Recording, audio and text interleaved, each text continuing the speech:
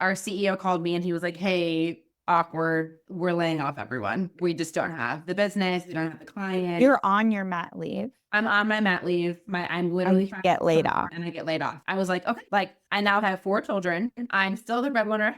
The world is obsessed with fast track success. It's easy to think that people become successful overnight, but let's face it, more often than not, what we see on social media is total BS. I'm here to look past the perception of perfect success and focus on life's detours, perceived mistakes, and even wrong choices, and understand the real road traveled up the career ladder. After all, we're all effing up. Julia Arpag is the co-founder and CEO of Aligned Recruitment. Her company specializes in niche hiring within the tech industry. She has clients in software development, platform management, real estate investment, and security hardware. She is a foster parent to 2 teen boys and a mom to 2 little boys, a wife, and a transplant to Georgia from New York. Julia, welcome. I'm so thrilled to have you on Effing Up.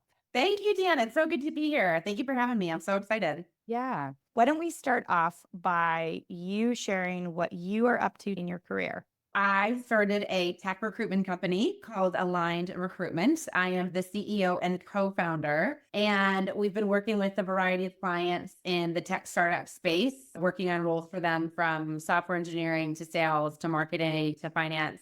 And it's been a blast. I'm loving it. Thinking back to your childhood, is there a particular event that correlates very directly, whether it be more negative or positive, that kind of shaped your career to and go? Absolutely. I am the oldest of 7 children. Okay, there it is. We can honestly end up there. That's all the answers that they have to answer me. All the words started flowing through like grit, hustle, taking care of everyone. Exactly. And honestly, being a people person, right? Because when you have that big of a family, I guess you could become a total introvert and just be like, oh my God, leave me alone. But our house was so full that we all, honestly, me and all my siblings became extroverts and we just love talking to people. So I love being a recruiter because I get to talk to people all day long. So I think who I am was shaped by that experience. Yeah, that brings up so many questions. Maybe not all of them are necessary for this podcast, but I just can't help myself. Were all 7 of you part of the plan? Yeah, they had me and then my 3 siblings. So there were 4 of us. Okay. Which is like normal-ish, right? And then my parents were like, let's just go for one more. Oh, no. I got pregnant with triplets. I knew that was coming. Yeah. So they were going to be like a normal-ish, big-ish family, but then they became a giant family. So they practically doubled in size overnight. We went from 4 kids to 7 kids. Fascinating. How old were you when the triplets came into the world? I was 8. My parents had 7 kids in 8 years. We lived in a 3-bedroom, which worked. There were 2 girls, 2 boys, and then my parents. The triplets entered the scene. The housing market was terrible. This was back in... Where are you living to? We lived in upstate New York. So yeah, for parents, it was a hell. I can't even, as a parent myself too, I can't imagine the season for them. They fit 7 kids in a 3-bedroom. The 4 older kids shared a bedroom, and it was literally 2 sets of bunk beds. The girls shared one, the boys shared the other. Again, with the extrovert thing, we loved it. Like, of course you did. Every night felt like a slumber party. We had so much fun. To this day, my siblings are some of my best friends. So I love that season. And you don't know anything different either. For me, I'm the only child. So everything like this is shock and like, how? Because I can't even fathom it. And part of me is, wow, summer camp every day. And then another part of me is, wow, I wouldn't be able to tolerate all those people. I think that's why my mind was immediately full of questions, because it's not necessarily just how did the parents do it, but it's like, how did the siblings do it? Yeah, that makes sense. It was the opposite of your story. So whenever I meet an early child, I'm like, oh my God, are you okay? Are you so sad? What's wrong with That's where I go. Yes, exactly. Let's fast forward then to your older teen years when you're contemplating what it would mean to become an adult. What are your thoughts for your future? It was never a question of going to college. Like, everyone in my family went to college. My parents are both Ivy League master's degree educated. So I didn't feel pressure. It was just like a fact. Like, the sky is blue. Yeah. Like it is what it is. I went to Hamilton College, which is up in upstate New York. I had no idea what I wanted to major in. I think I changed my major 5 times. I thought I should be practical, so I tried taking econ. I got a 33% on the midterm, and then I was like, I don't think this is for me. So went back to I was an English major. I love reading, writing, communication. That's what I always knew I wanted. But I was like, you need like a real, that's not a degree. Like what? You're going to graduate knowing how to read really well? Like that's not, you can't do that. So that's why I tried econ. I tried all these different courses, but ultimately that's what I loved. And so that's what I did. Was there any difficulty in the transition to college being at college? Oh my gosh, yes. My parents pulled away from my curb of my freshman dorm in their 12 passenger. And I literally stood on the sidewalk bawling. My family was so Yeah. and forced to leave, obviously. So I was like, this is like breaking with the only thing I ever know. And it was so beautiful. Like growing up in my family was so wonderful. I was heartbroken. I was only 2 hours from home, but I was heartbroken. I really struggled that freshman year. I was so homesick. Junior year, I moved. This is going to make a lot of sense. I moved into a vegetarian hippie co-op, and that is where I found my people. There were 20 of us living in this converted frat house. And it was like an environmentalism frat house, basically. That jived with your belief system. It did. So I was not a vegetarian, but I definitely cared very deeply about justice issues in general. So I didn't really care about that piece of it, but I loved the community piece of it. Like the fact that these were people who cared deeply about living in a very close-knit community. We literally had every single dinner together. We meal planned together as a house of 20. We had meetings every Sunday night to discuss the house and how it was going and things we wanted to do. I loved the rest of my college experience. When you're approaching graduation, what are your job prospects looking like? Very okay. I've always loved kids. So I have worked as like a camp counselor. And then when I went to college, I worked in all these different programs for high schoolers. That's what I did every summer. So for 2 summers, I worked at Columbia University with their pre-college program. And then the summer right after graduation, I worked at a boarding school in New Hampshire with the middle school girls. And then I was like, I don't really know what I'll do after I finish the summer. But then randomly, the spring of my senior year, I saw this job listing for, of all places, SoulCycle in Tribeca in New York City. And I was like, I like fitness. This looks interesting. They were hiring for an assistant manager of operations. So I applied, I got the job. And so I had that lined up. Is this what fills that gap between college and the upward bound recruiter and advisor role? Yeah, exactly. I leave single locked on my resume and my LinkedIn because it was so random. I was there for 6 months. I ended up hating it.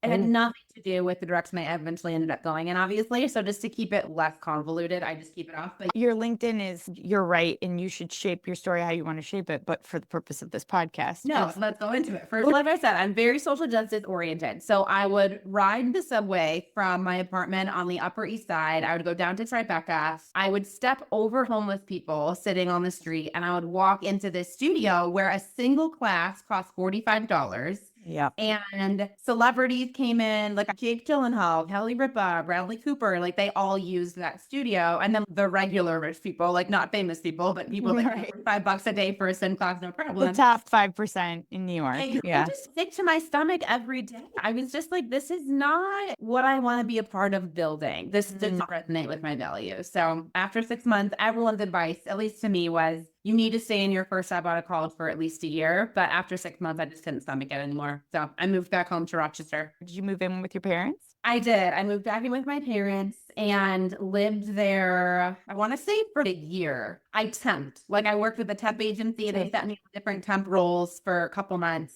Then I went and worked at another summer program, again with high school students. And then when I came back, that's when I did the year of Upward Bound with the University of Rochester. And for half of that year, I lived at my parents' house. And then for the other half of that year, I moved out and lived again in a co-op with some of mine. There were 8 of us who all lived in the house together. Talk about the Upward Bound role. Were there challenges in that role? Oh my God, there were so many challenges. So I loved it because I was finally doing work that resonated with my beliefs. Like I was helping high school students who would be first generation college students get ready for college. Like I'm helping them with SAT prep. I'm helping them with tutoring. I'm helping them with the FAFSA. I loved the work I was doing and it felt very purposeful. But oh my gosh, it was so tough. A lot of my students had the desire, but they lacked their social capital was so different from mine. So they had just so many struggles. It's a lot of work. It's a lot of work to be in an under-resourced high school, but somehow have enough access to resources to get you to where you need to be to get into college. And when you have no context to someone who's done it successfully before, besides this random lady that you don't know who's trying to tell you how to do it, but you're like, I don't know you, like this, what is even happening? So that was very tough for me to know how to serve them best. And then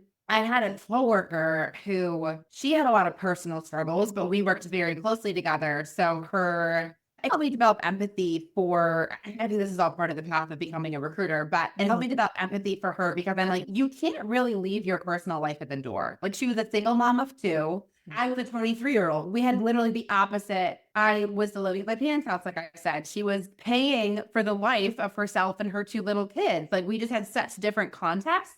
So then when she came into work, she carried all of that with her. And I remember feeling really frustrated by that because I was like, hey, we're here to serve these students. And she was like, I hear that, but I'm also here to provide for my family. And that was challenging for me, to be totally honest, having only been with fellow college students for so long, to suddenly have this very different context, not only with who I was serving, but who I was working alongside. So there was a lot of growing up that happened for me that year. I totally get that. Why did you decide to leave that role? It was a 1-year contract. So that's how the AmeriCorps program works. And I could have re-upped for a second year, but I felt ready. I knew what I wanted to do. And because I got to work at the University of Rochester, I realized I really liked higher ed.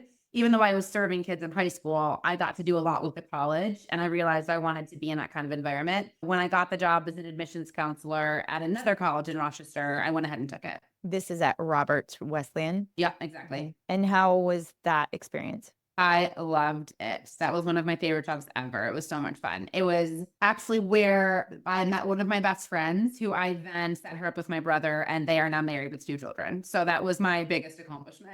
I am very proud of that. But no, that was such a blast. And for an extrovert, you're 5 months out of the year, you're traveling, you're going to college fairs, you're talking to prospective students and their parents. You're hosting tours on campus, you're hosting visit days, you're working with students as they navigate the application process, you're welcoming them to campus during orientation. I loved it. And I loved my coworkers. It was such a blast. So then why'd you leave? Because my freaking delightful husband got a job down here in Georgia. We moved down to Georgia. Oh, what you do for the team? I know.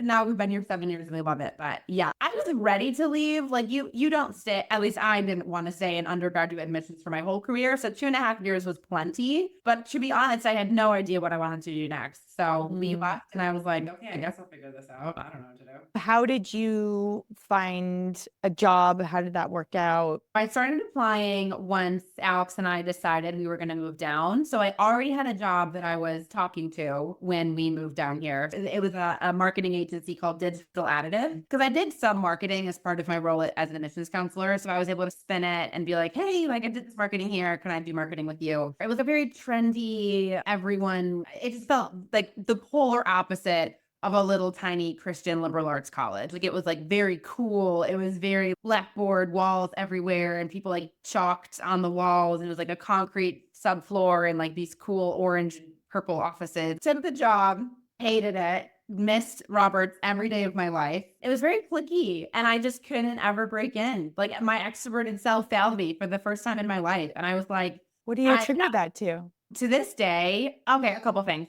I'm not totally confident. I'm sure if one of the girls from the office was on this call and you asked her, why weren't you friends with Julia? They'd probably be like, oh, she was like, okay. She was like, wasn't that cool? That was the vibe I got. I felt like the uncool girl at like the new high school. It felt like that kind of culture. And I think it's because all of them had been incubated in that digital marketing world. None of them were new to marketing. None of them were new to the company. None of them were new to that industry. And I just felt like this like sweet little Christian girl from up north who just wandered into this Atlanta marketing startup. And I just felt very different from them. I felt very unwelcome is what the vibe was like. How much do you attribute this to you yourself versus them? That's hard to say. I really believe in taking responsibility for my own actions and controlling what I can control. So I controlled my decision to leave. I was like, okay, this is not working. I gave it a year. I don't like the work and I don't like you people. So it's not gonna go. You clicky people. Exactly. Yeah. And in that sense, I definitely take responsibility for I made choices, but honestly, girl, I'm not gonna lie. I tried so I think a lot of it was just like they have a group of friends and they were good. They just really didn't want to add anyone else. And the choice they get to make, right? We're all adults. They get to decide to exclude the new girl and they did. That's so frustrating. Like to your point, you're an extrovert. So you're like, what's happening? I should be able to break in and find a person. I'm like, no, guys, I promise. I'm really fun. So you hightailed it out of there. I did. Did you have another job lined up when you gave notice? I did. So back when I worked at Boys and Girls Clubs of America, their corporate office is here in Atlanta, up in Midtown. And so I was excited because number one, I got to get back to a social justice related cause. Like I really love the mission of Boys and Girls Club and the kids they work with. They do a phenomenal job. So I was so excited for that. And it was similar to college recruitment where I'd gotten to talk to people all the time, but it was corporate recruitment. So this was my start in actual corporate recruitment. And I think they gave me the job the same way I got the job at Digital Additive, the marketing agency. I was able to spin my college recruitment as related to corporate recruitment. And that kind of let them entertain the possibility of this girl who had never done actual corporate recruitment before. They gave me a chance. And that one, I actually did not have a referral there. I just applied cold and got an interview and got the job. And you were there only 11 months. Why? Girl, oh my gosh. You don't hear me say, like I said, loved the mission. To this day, one of my favorite people I've ever worked with, I met there. So that alone was worth it. Like meeting Sue, we joke all the time. She's, 30 years older than me. So we always joke that she's like my work mom. She really did take me under her wing. Like she was incredibly kind. She taught me a lot of what I now know about corporate recruitment. She now runs her own recruitment agency. So she and I stay in touch and like we talk about our work and our jobs and our lives. Yes. So that alone made it, I really think that's the reason I worked there because I needed to meet Sue. Everything else was comically terrible. I had a boss who, and to this day, far and away the worst boss I've ever had. And when I say that, she would get really frustrated with me whenever I would come to her with ideas. Hey, what if we try this? Or what if we approach it this way? She was very into, this is the way we've always done it. We're going to keep doing it this way. And she didn't like new things. She didn't like new people. She didn't like new ideas. She did not like technology. So she would, I'm not kidding. Like I'm going to tell you a story. I would email her. She would print out the email, walk into my office and read it, and we would discuss it live. This is 2018. Year 2018. Yeah. Okay. She's a piece of work. Got it. Yeah. She was a piece of work. She was such a piece of work. She did not like me, like on a base level. It was also a very conservative workplace in terms of work from home. You could work from home one day a week. It had to be the same day every week. There was no flexibility. I was not hourly, but they treated me like I was hourly. So I had to be there from 9 to 5:30. And if I got there at 9:03, I would be chastised. It was that kind of environment. And then I remember one day I was sick, but not the kind of sick where you need to like literally lay down all day. I just didn't want to get the whole office sick, but I had so many meetings already scheduled. So I asked my boss, hey, is it okay if I just work from home today? I'm sick. I don't want to get everyone sick, but I still want to knock these meetings out. And she was like, no, either you're too sick to work or you need to come into the office and work. It was such an awkward, just to know, there was no humanity. Do you want everyone else to be out for the next week? It was trying to preserve the office. Ultimately, I decided to just stay home because I was like, it'd be so rude of me to go and get everyone sick. But then I also took all my meetings because I technically took a day of PTO, but worked because I was like, I have 9 interviews scheduled today. Like I can't reschedule all of that. So stuff like that. It was just not a good fit for me from like a corporate bureaucracy standpoint. Sure. That showed me I need to work remotely. So I started applying to remote jobs. I was in the final interview process at the place where I ended up working. And then they called me in my boss's office and fired me. And I was like, wait, why? And she was like, you disclosed, because obviously I was on the HR team, so I had information about everyone's salaries. She was like, you disclosed someone's salary. And I was like, oh my God, tell me the story. I had no recollection of this. I was like, can you please tell me more? And she was like, no. I was like, so you're saying I told someone's confidential salary. You won't tell me any more details. You're just saying, I promise this happened. I'm saying, I don't remember this happening. That's just the end. You're just firing me. And she's like, so that was that. That feel? Gosh, how did that feel? Liberating. I don't want to work here anyway. I didn't like that I didn't leave on my own terms. Like I would have preferred to give my 2 weeks later when I got the offer for the other job. I really didn't feel, my only fear was money, because the reason we moved down here to Georgia is because my husband was a videographer with a missions company, like a Christian missions company, and he fundraised his salary. Like he didn't receive a salary. So I was the main breadwinner. So losing my paycheck was a huge deal. So I was nervous financially. I was like, okay, crap. Like I really hope this job I'm interviewing with gets out, which It did, thankfully. But for those 10 days between when I got fired and when I got the offer, I was very nervous and I was just so hopeful. I prepped for that final interview like I'd never prepped for anything in my life. I was like, I need to blow this woman's literal socks, shoes, shirt, pants. I need to blow everything off. Like, I need to kill this. She needs to be naked by the end of this. Stark naked by the end of this conversation. Did you tell people you got fired? I did. So you weren't super ashamed? I didn't tell LinkedIn and I didn't tell the company I was interviewing with, but I did tell my friends because I was like, hey guys, listen, like I said, I'm Christian. I need support. I need care. I need solidarity.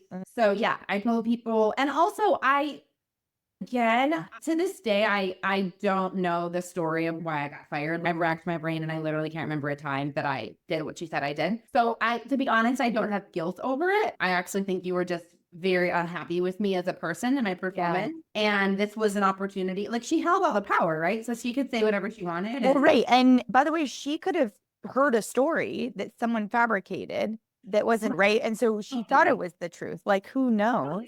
Or you could have just been straight up gaslit. Like, lots of options. Yeah.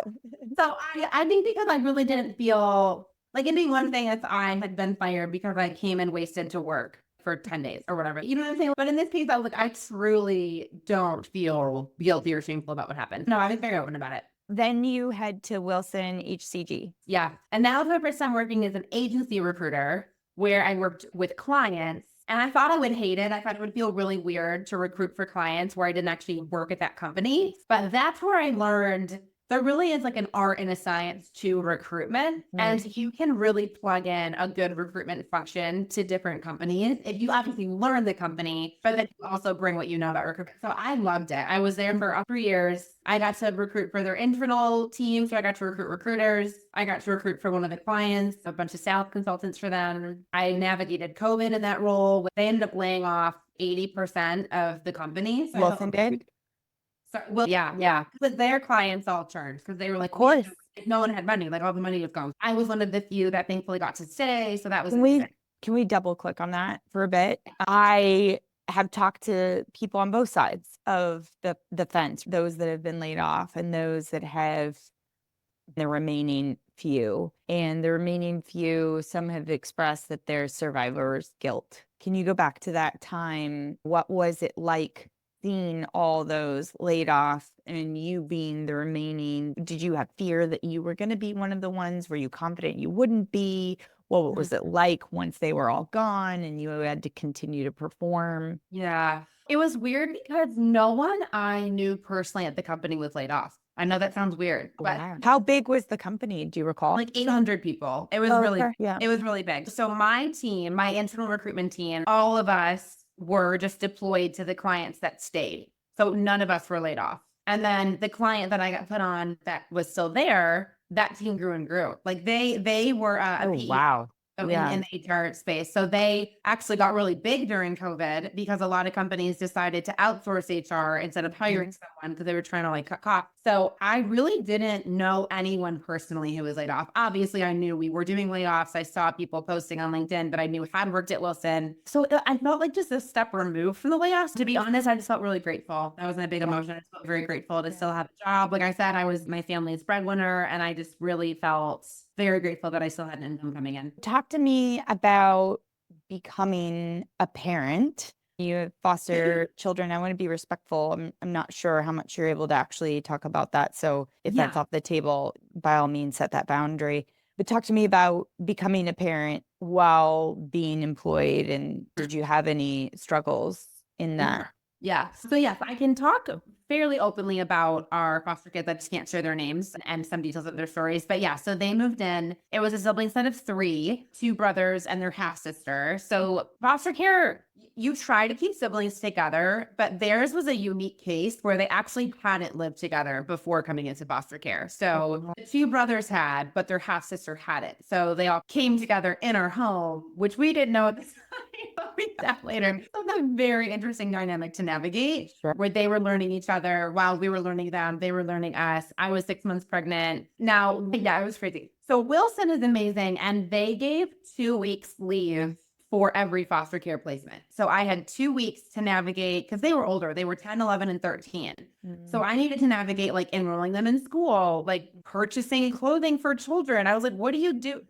I don't know. Well, especially like teen children, you're like, okay, this Yes. isn't like registering for a baby coming. No, I didn't Yeah. know what to do. So I reached out to all my friends that had kids and I was like, literally, tell me step one. What? So I registered them in school, got them the essentials. They came with a decent amount of stuff because they were coming from another foster home. So that foster home sent them with a bunch of clothes and toys and books and whatever. Yeah. So that 2 weeks was golden for me to have that transition time. And then when I went back to work, again, they were older. So it was nice to have the flexibility of they were in school all day. It's not like I had to navigate daycare. And then for the 2 younger boys, since they were still in elementary school, they went to an after school program and then we picked them up at 5. We still had our work day pretty much, my husband and I, which was nice. Did you have challenges being in the workplace, like while you had the heaviness of caring for children? Yeah. Oh, yeah. So our kids came to us with a lot of anger and a lot of trauma and a lot of really big behaviors. So oh my goodness. I think what actually helped me during that season was because I worked from home, I had the flexibility of if I just needed to step away and go sit and cry or pray or meditate or process, I could. And I think actually having the flexibility, like I am the biggest, I get that some people prefer to work from an office. I personally don't. I personally have found so much freedom and so, yeah, and just so Which much. is so funny because you're an extrovert. Exactly how I am. I've been Yeah. remotely since 2015. I don't think you could pay me enough to get me in an office. Same, 100% same. Yeah, no chance. So I think especially as a parent, I so appreciated that flexibility where I could get my work done, but it's not like I had to sit in a cubicle from 9 to 5. Right. Have a couple calls, go deal with I got calls home from the school a lot, those for several months. So go deal with the call from the assistant principal, go cry, go do whatever I need to do, and then still have my job, do well at my job. And then that was basically the 3 months until Wilder was born, my biological child, which was April of 20. So when he was born, I took a 3-month mat leave to give myself some time. Yeah. Yeah. Your foster kids came in January, your biological came in April, and then you switched jobs in August. I know, girl. It was not intentional. No judgment, but I'm just like, woo, big I know. year. Life got too fast. I don't know. It just happened. So it will. Yeah. So in July, I went back to work and it was so sad to be away from my sweet little baby. Like it was so hard for me to transition back. And then you're one day. So it was definitely an intense transition. But I got reached out to by Secure Vision, the company that I worked for, because this is when recruiting started going gangbusters. And every recruiter that got laid off suddenly had 17 job offers. So you could name your price. Literally, you can name your price. So Secure Vision offered me a job that was, gosh, I think it was like a 45% pay increase. So I was like, yeah. Obviously. I took the job, loved it. It was a total startup. I think I was employee number like 9. Like it was super tiny. It was so much fun. Again, working with agency in an agency environment. So I got to recruit for a variety of clients.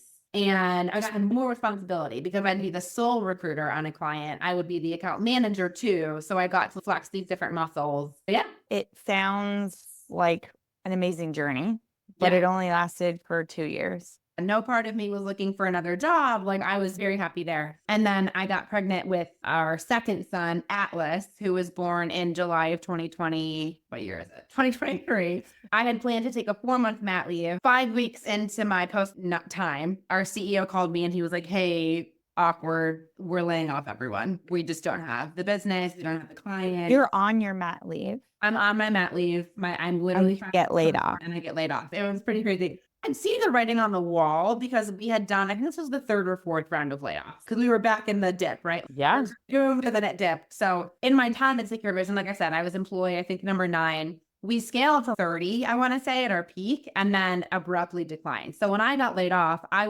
think there were only maybe 4 of us left. So it had really gone. Like I knew it was not looking great. So I was aware this was a possibility. I was aware this could happen. So I had started, like, these 2 companies in particular had reached out to me and we were casually chatting. And I was like considering taking those opportunities, potentially seeing how things go. But anyway, so when I officially got laid off, it wasn't shocking, but it made me go into skill mode. I was like, okay, like I now have 4 children. I'm still the breadwinner. Like my husband has since pivoted in his career. So he now works in tech too. But I still obviously had this mantle of financial responsibility that I wanted to carry. And I had a lot of conversations about, okay, do I just take a pause in my career? I take like an unpaid mat leave and we just are a little bit more financially frugal. We just stretch it. I figure out my career stuff later. So that was on the table. And I did end up actually still taking a 4-month mat leave. So I did do that.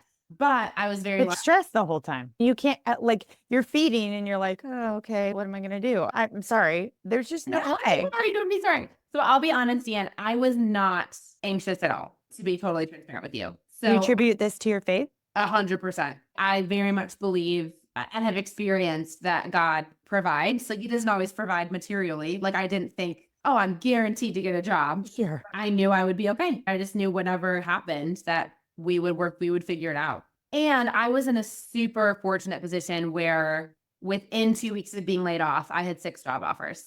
So for me, it was more a question of in the dip, because this is August 23. Times are tough.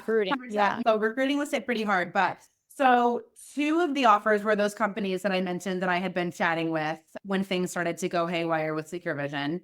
2 of them were from former clients of mine. When they heard that I had been laid off at Secure Vision, they were like, oh my gosh, come work internally for us. And then 2 of them were from, like I mentioned, Sue, who I met at Boys and Girls Club. She offered for me to come on board with her at her agency. And then Alana, my co-founder at Aligned, she had just started Aligned and she was like, hey, would you come on board with me as a 50-50 partner? So those were the 6 offers. I weighed them all. I actually initially took one of the internal offers because I just wanted stability. I was like, you know what, Alana? Yes, I'd love to start a tech recruitment firm with you, but that feels so scary. I don't feel prepared to take that leap. I would rather just be a W-2 employee, take a paycheck, call it a day. But I said, let me work part-time with Align just to help you get off the ground. And then that'll be all I do. And I fell in love with it. I had so much fun building it. And when it came time for me to start the job at my old client, I was like, I don't want to. I want to keep doing this. So I went to them. They were so understanding. They've since become our client at Align. There was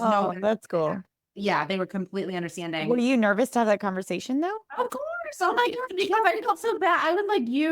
I was so grateful for the offer. So I didn't want them to feel like I used it or used them or was duplicitous because I took it in full integrity. Like I said, fully expecting to work there. But when I explained to them, listen, we started this firm. It's going better than I thought. Like we closed clients fast. Like even like you said, with recruitment being in such a weird dip, like I really want to see where we can go with this. They were like, great, then we'd like to work with you, please. Okay, great. So literally, like, we don't care what the name is, whether it's they were like, moving on. Yeah, that could have gone a completely different direction. It literally could have. And I was prepared for it too. Like I was prepared for it to be, because I called the person who offered me the job was the president of the company. So I was very nervous and I was very prepared. Wow.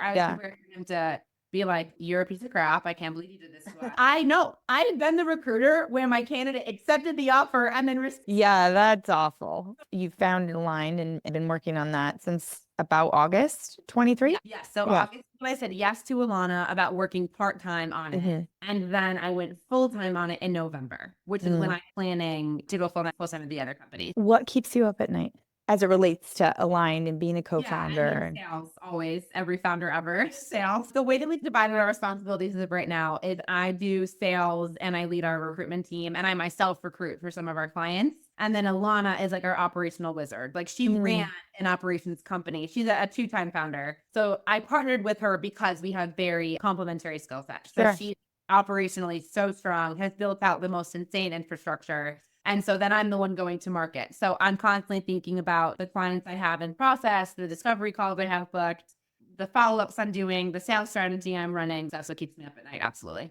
And is that because like you've teetered on some of this and you're afraid you're not going to land it, or that's just what keeps you humble? Because I always think we can do more. I'm very happy with where we are and the clients we've already closed and the work we're already doing. I'm very grateful we've already been able to expand our team. I feel so grateful for where we are, but I just always feel like we can grow more and do more and serve our clients better and get more clients. And so it just keeps me humble. I'm like, yes, you're doing great. Yes, you could do better. When you look back at your career, what is the low? Oh my gosh. Probably getting fired from Boys and Girls Club. Just the uncertainty of, will I land another job? Will we be okay? Will this derail my career? Will I be able to be honest about this? I assumed I would just never talk about it in a professional setting. I just figured no one would know. Like I said, I told my friends, but I was like, I can never be honest about this. I can never tell a future employer. I can never tell clients. I can never tell professional people in the professional world. So I was that was a low. That was a huge low. I was like, how much will this derail me? How much will this cost me and my family? So even though it was short lived, it was still very intense. That was probably the most nervous I felt in my career. When do you feel like you got over it? Or have you really ever gotten over it? When I got the offer for the job at Wilson, and I was like, okay, I'm going to land on my feet. I'm going to be okay. And then honestly, when I started Aligned and I was like, I am my own boss. I can say whatever I want. That's when I started posting about getting fired, because it just, even if I do go in-house at some point in the future, I think I realized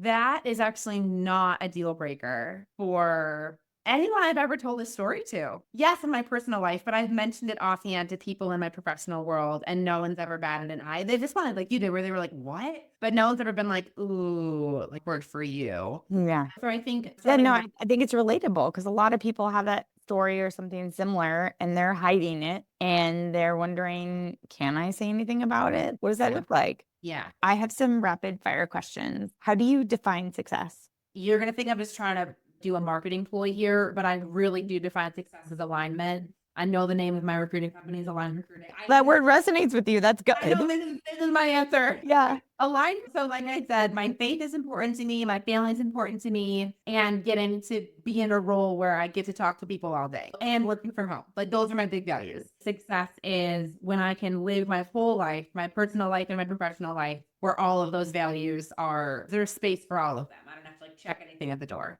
What was your dream job as a very young child, like kindergarten or younger? I wanted to be an author. Oh, Yeah. are we going to do that? Maybe. Honestly, I've thought about writing a book. I love to write. It's just such a solitary job, which is why that's not what I do. But yeah, I think that's part of my life as a CEO, co-founder, mom, foster mom, with all the different identities. Yeah. I definitely have thought about it. Yeah. Oh, cool. What would you say is your path not taken?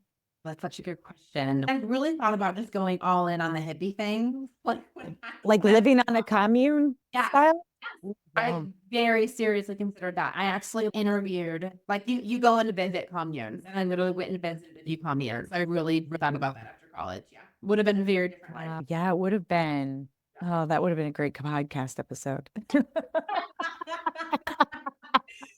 like, we have probably like 7 different podcasts we're going to go do after this. I just love the human experience and understanding who you are because of your story. I think it's so important, and it's a piece that we really miss, right? Because we don't take time to learn the backstory most of the time. I'm generalizing. And if we took time, it would really make a difference in the experience. How has stress most typically shown up or manifested for you throughout your career? I feel my sets in my gut. So like a knot in my stomach kind of feeling. Mental for sure, like just ruminating over situations and things that I feel like I need to change, or I don't know how to change, or I want to change, or I'm hoping they don't need to be changed, maybe they're okay. And then it looks like a lot. My husband's amazing. So he's my best friend. So he and I talk about work very openly. So I've vented a lot of basically everything every day to him. Yeah, that's what it looks like too, is a lot of processing with Alex. What is the company on your resume that has turned the most heads? Oh, Aligned Recruitment, starting my own company. Excellent answer. Yeah. It always surprises me how many people don't call out their own gigs. You asked that question? Yeah. If you have a company like Google or something on your resume that's like really recognizable, I get it, but also a shameless plug. I have 3 labels that I'd like you to apply to 3 of the jobs you've had throughout your career. Ultimate fun, skip. Love, again, I gotta say Aligned Recruitment. This is the most fun I've ever had in my. You said ultimate fun with the other one. Crap, I was aligned for that too. Okay, I'll go to Roberts Wesleyan. I would say that was so fun because we were like young 20s. It was like an extension of college, basically. It was so fun. Skip. Oh my gosh, Boys and Girls Clubs of America, for sure. Hear me say, love the mention, hated my tire. Thank you for sharing your story. Have a wonderful rest of your day. Yeah, you as well. Bye. Thank you for listening to today's episode of Effing Up. I'm your host, Deanne Rhynard. If you enjoyed today's episode and you'd like to help support the podcast, please subscribe on the platform you use to listen to podcasts. Share Effing with others, post about it on social media, and or leave a rating and review. Until next time, count your perceived failures as part of your path to success. After all, we're all effing up.